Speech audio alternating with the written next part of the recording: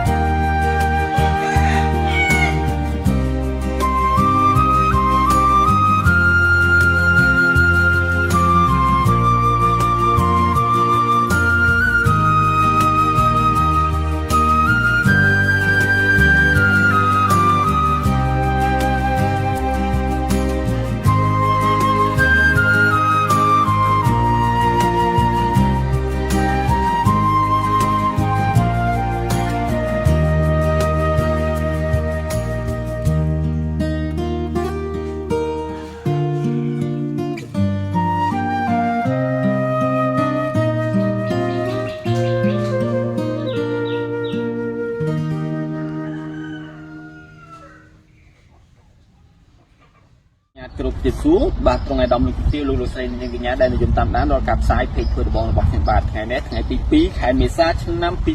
2026គឺការដ្ឋានខ្ញុំនៅខាងបាទកោះអំឡុងចិនបាទស្រុកគិនស្វាយខេត្តកណ្ដាលដែលមានប្រវែងដី200ម៉ែត្រជាងនេះគឺត្រូវបានបញ្ចប់ថ្ងៃនេះជាសិក្ខាពរឲ្យបងប្អូនបាទជាសិក្ខាពរឲ្យស្រាប់លបងនេះផងដែរកម្ពស់3ម៉ែត្របងប្អូនបាទកម្ពស់3ម៉ែត្រតម្លៃ